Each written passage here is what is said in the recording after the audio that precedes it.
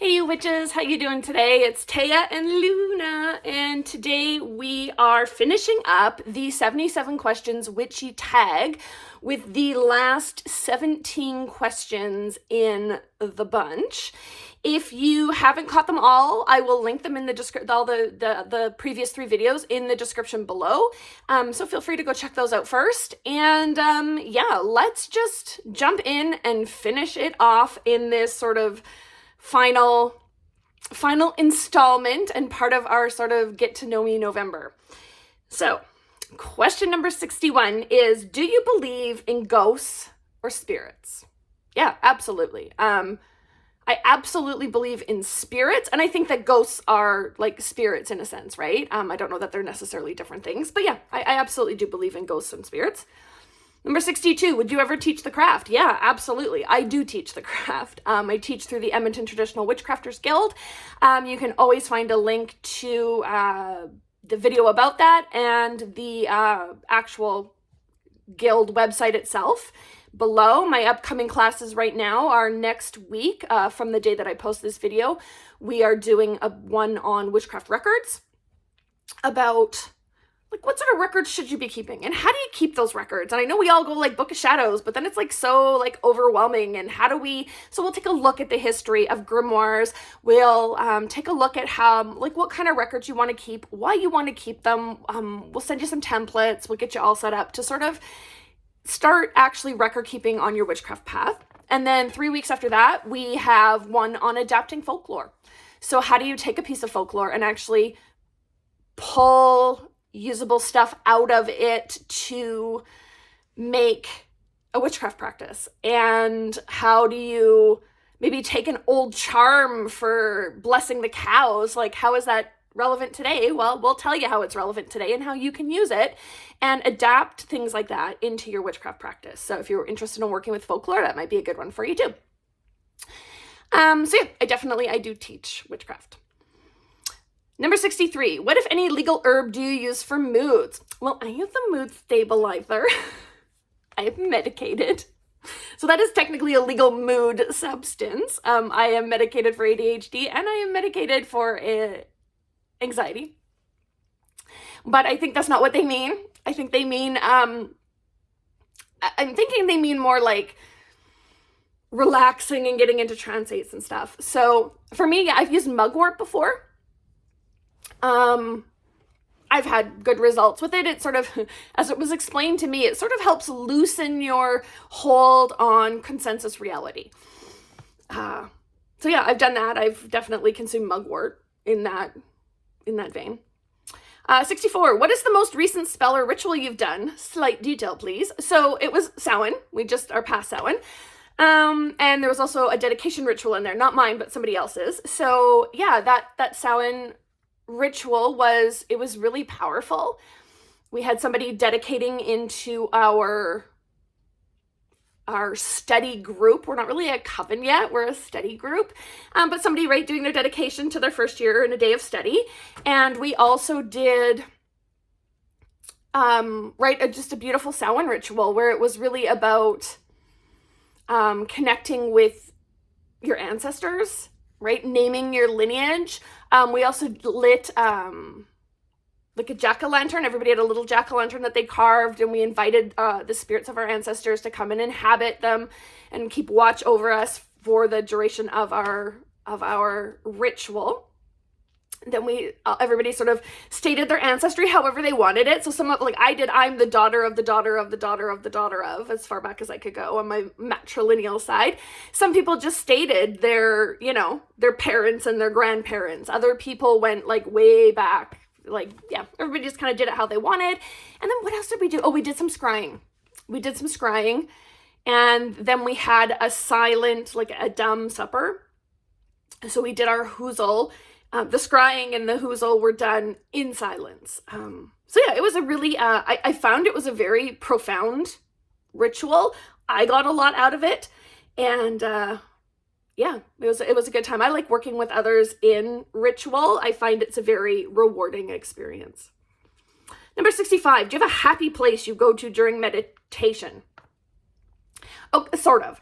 I don't know if it's my happy place, but I have a safe place that I go to. It's like a safe sort of little bunker space that I've created where what is it? It's like my child self sort of lives, you know? She lives there, and sometimes I go visit her during meditation or trance, right? So yeah, I definitely have a safe place that I've built for myself in the other world. What is your favorite witchy book?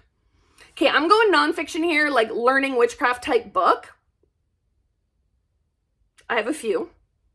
The first one I always recommend is The Crooked Path by Keldon. Excellent, easy read about just the introduction to traditional witchcraft. The next one is Weave the Liminal by Laura Tempest Zakroff. Excellent introduction to modern traditional witchcraft, and she actually has a whole process in it. So if you're like, I want a tradition, I want something, you know, I want a really fulfilled practice that hits all the elements, she actually has a process in her book to create that for yourself, which I love. And two more books I would recommend that are, to me, they're foundational. The first one is Treading the Mill by Nigel Pearson. That was actually my introduction to traditional witchcraft, was Treading the Mill by Nigel Pearson, and it was like coming home, and it's a beautiful book, packed full of knowledge. So I highly recommend that. And the other one is Six Ways by Aidan Wachter. If you are looking for a system of magic, I don't know that I can say he's traditional witchcraft, but he's definitely traditional witchcraft adjacent. Six Ways by Aidan Wachter is a phenomenal book. It is so packed full of knowledge, and he keeps everything simple and to the point, stated in plain language, and it's just, here's how you do this. Do this thing. Do this thing. Like, it's super practical. So highly, highly recommend Six Ways by Aidan Wachter. Number 67. Do you have a ritual to get ready before a ritual or a spell? And what is it? So before spell work, I just do spell work. I'm not a ritualistic spell worker. I think I'm a little more in the, you know, in line with the witches of old, who weren't necessarily, you know, laying a whole compass round in the middle of their kitchen to you know, they were just throwing it together and slapping it up in the window to ward off the bad juju. You know what I mean? They weren't doing a whole lot to get ready for that. But when it comes to ritual, I do, because I am creating and entering sacred space. So I do have, like, you know, I'll have like a shower. I'll physically clean myself. I have a special oil that I use to anoint myself. And I have special regalia, special gear that I wear. And that putting that on is a very ritualized experience. So yeah, I would say I kind of do. Question number 68. Do you always use your own spells, or do you tweak others? So I always write my own, but I will definitely look. I have spell books downstairs where I will go through it and I will see what other people do. And, but I'll usually add a lot more. If you check my shorts, there was one on spell work, and I talk about the 6 steps to spell work. I evaluate everything against those 6 steps. So I find a lot of times, like, you'll pull open a book and it's like, here's a charm that, you know, for finding a lost object. And it's all like, it gives you a little incantation to say. I don't think that just saying that incantation is going to help you find your lost object. I think you need to go through these spell steps. You need to have the intention. You need to visualize the intention of finding that item. You need to be able to see it, hear it, feel it, touch it, taste it. You need to, right, maybe work with a pendulum or some physical aspect. Lots of people don't. You can do spell work completely like mind-driven. But for a lot of us, right, for me, I maybe would bring my pendulum into it. Maybe I would anoint it with a special oil. And then I would raise some energy, project that combined and visualized intent and energy into that pendulum to then help it find my item. To me, that works way better than just saying a random incantation that I found on the internet. And when I would say that incantation then, while working with my pendulum, trying to find that object. Do you see what I'm saying? So like I'll take something, but I don't just tweak it, I like rework it and I make it my own. I think is really what's important, is I make it my own. Number 69, do you prefer spells or ritual inside or outside? I'm definitely an outside person. I'm a traditional witchcrafter. It's about connecting with the land upon which we live. That's where the spirits are. I mean, not that they're not in my house too, but you know what I mean? That's where I connect with them most strongly. So I am definitely an outside person. That being said, I live in Canada. I live in Edmonton, Alberta, smack in the like northern prairies. It gets hella cold here. We're talking like 45 degrees below freezing. In the coldest parts of winter. So yeah, I'm not doing ritual outside when it's 45 degrees below freezing. That's ridiculous. So I prefer outdoors, and when I can be outdoors, I will be outdoors. Usually to about 24 degrees below freezing. That's about where I'm like, okay, I can stay outside. I have a campfire, you know what I mean? I think I can jig it, but any colder than that, forget about it. Or if it's really, really cold, windy, forget about it. So I do a lot of work inside as well. If you were coming from, number 70, if you were coming from a Christian or Catholic background, did you find the transition hard with family and the whole going to hell thing? Basically leaving all that you had been told was right. For me, it was not a hard transition because I had already left Catholicism. So I grew up with it. And by the time I was in high school, I knew it wasn't for me. There was a lot of things that I didn't believe, that I didn't appreciate about the church. And I mean, this is before I even knew about all the atrocities and such, right? I just didn't like women can't be priests. To me, that was bunk. Like, I've been a little feminist since day one. And I was like, that's ridiculous. It just didn't sit right with me. And so I left that. I was like, this isn't for me. I'm not doing this.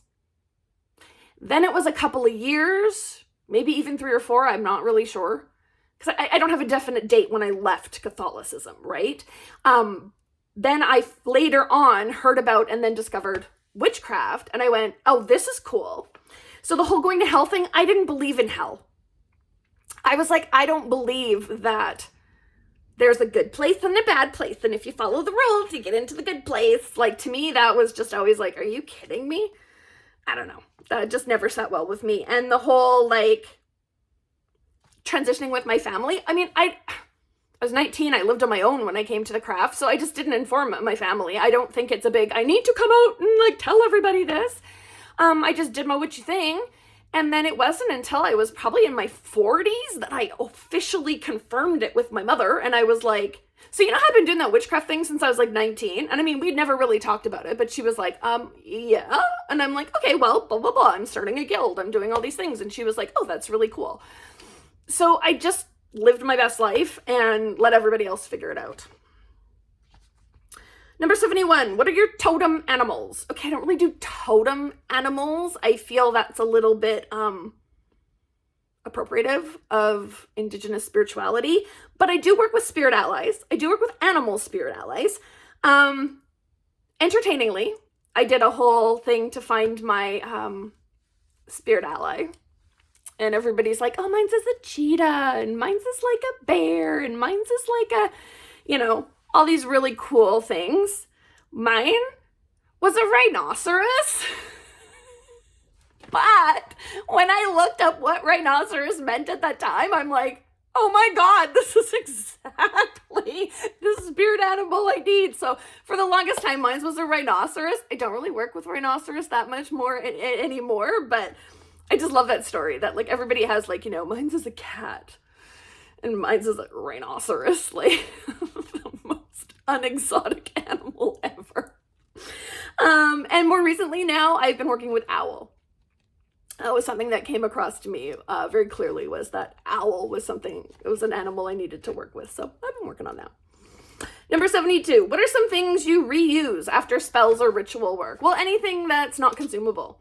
So I do not reuse like candles, herbs, oils, like anything that's been put into the spell there. I consider those consumables, and those are done.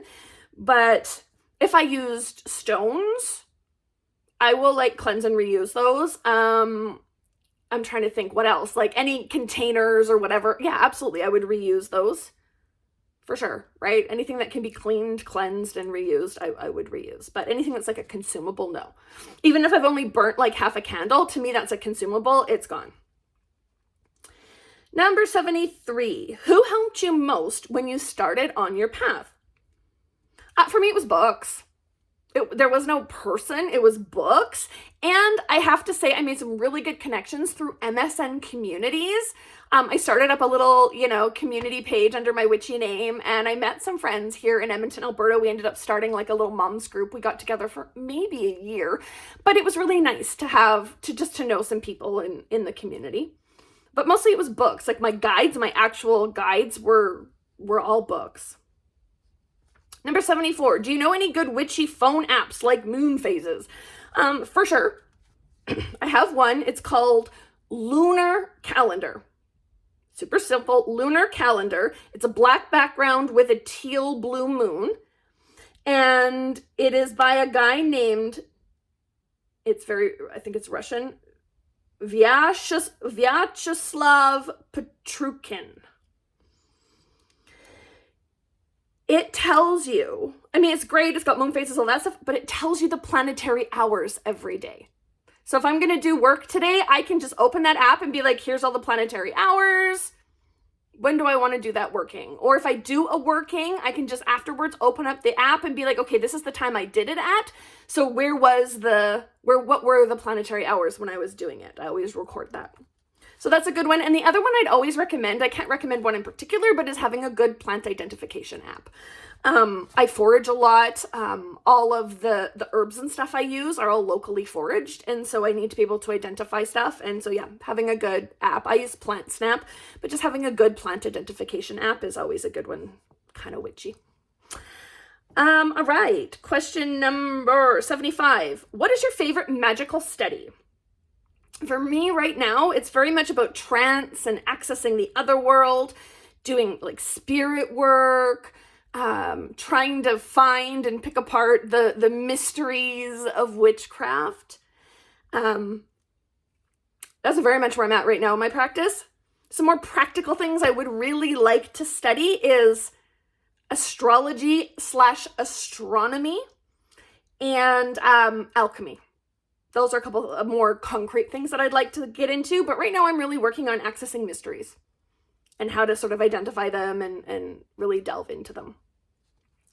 Number 76, outside of YouTube and Facebook communities, do you have a lot of witchy friends in the physical world? Yeah, I do. And I didn't for a very long time. Aside from that one little play group when my daughter, she's 23, when she was like maybe a couple of years old, she was 2 or 3. Other than that,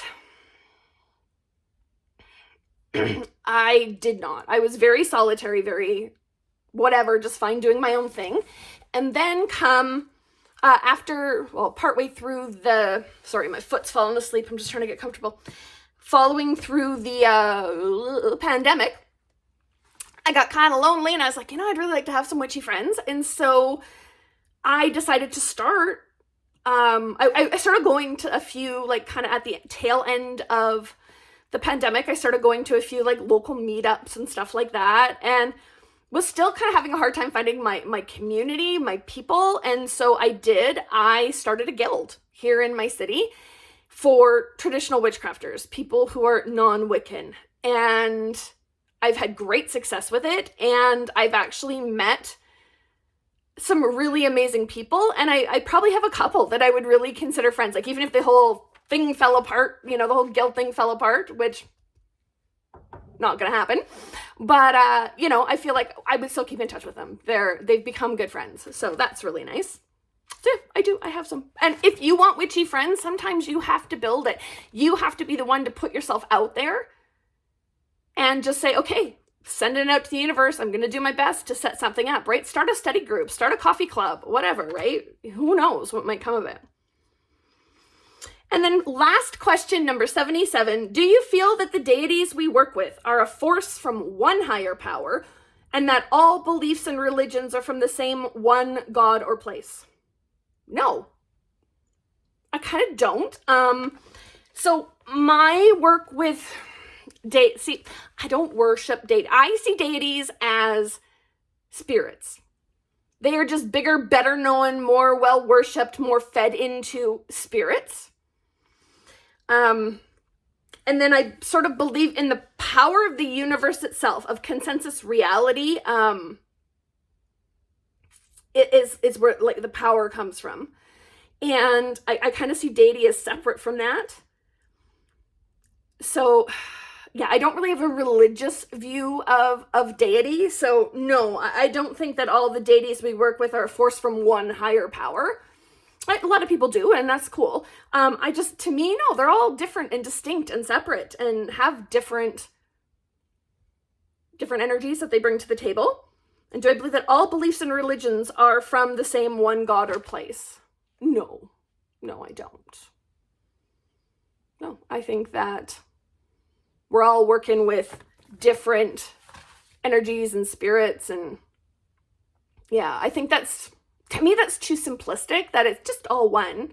We're all going to end up in the same place, just going a different way. We're all taking different paths to the same end goal. No, I don't believe that. So yeah, those are our 77 questions, you guys. I'd love to hear your responses. Do the 77 questions. I don't know if it's a tag. I don't know what it is. It was definitely interesting to sit and go through all of this. Yeah. Give it a go, guys. All of the questions are down in the descriptions of each video, so feel free to go and steal them from there, which you can't do on a mobile, but you can do on a computer. I had to figure that out the hard way. Yeah, I'd love to see your responses. Otherwise, that's our video for today, and we will catch you on Saturday in the next one. See you guys.